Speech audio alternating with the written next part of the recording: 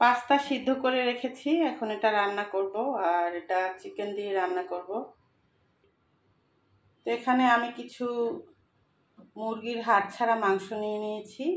আর এ পর্যায়ে দিয়ে দিলাম লবণ, আদা বাটা, রসুন বাটা,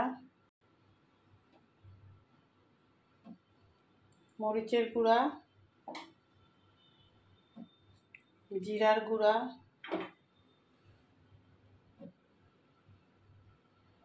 আর এখানে হচ্ছে গোলমরিচের গুঁড়া। এখন এটা আমি ভালোভাবে মাখিয়ে নিচ্ছি।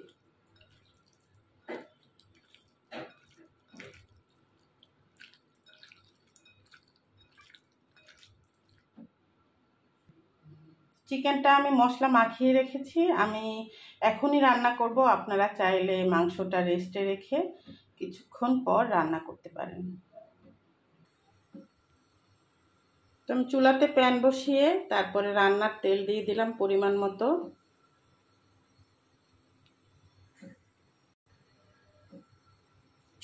পর্যায়ে মাংসটা এর মধ্যে দিয়ে তারপরে মাংসটা একটু সিদ্ধ করে নেব।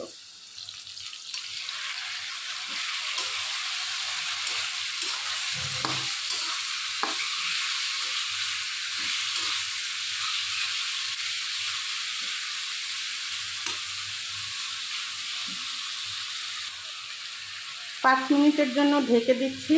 আর এতে কোনো পানি দেওয়ার প্রয়োজন নেই, কারণ মাংস থেকেই যে পানিটা বের হবে সেটাতেই মাংসটা সিদ্ধ হয়ে যাবে। মাংসটা কিন্তু সিদ্ধ হয়ে গেছে। এ পর্যায়ে আমি পেঁয়াজ কুচি দিয়ে দিলাম। আর পেঁয়াজটা আমার কুচি করাই ছিল, আপনারা একটু বড় বড় সাইজ করে কেটে নিন।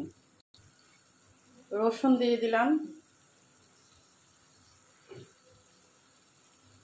রসুনটা অনেকে তেলে ভেজে নেয়, আমি তেলে ভাজবো না। তেলে ভাজলে আমার কাছে রসুনের স্মেল পাওয়া যায় না, এই জন্য মাংসের সাথে একটু কষিয়ে নেব। দিয়ে দিলাম কাঁচামরিচ, একটু নেড়েচেড়ে নিব। আপনারা চাইলে এখানে সবজিও ব্যবহার করতে পারেন, বরবটি, মটরশুঁটি, গাজর, ক্যাপসিকাম, টমেটো। তো আমি কোনো সবজিই দিব না।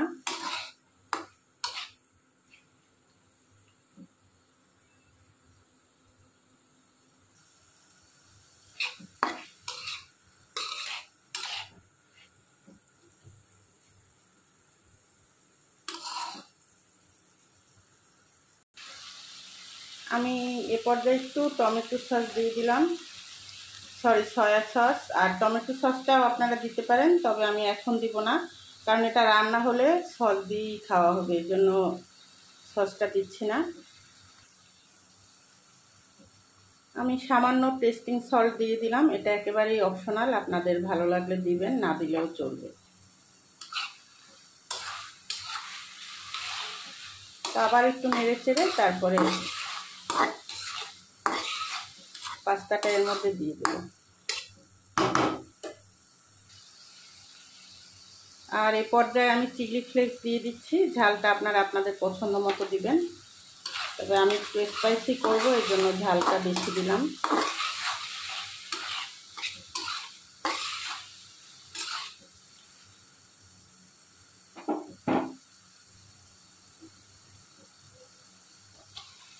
পাস্তাটা দিয়ে দিলাম।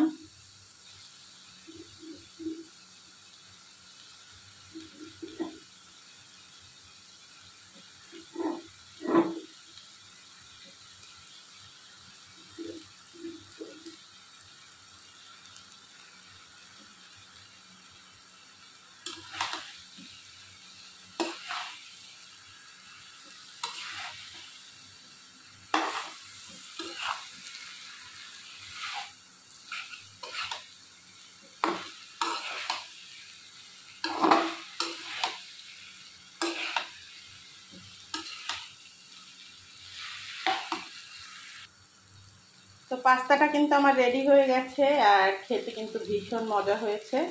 যদি আপনাদের ভালো লাগে আপনারাও বাসায় বসে এভাবে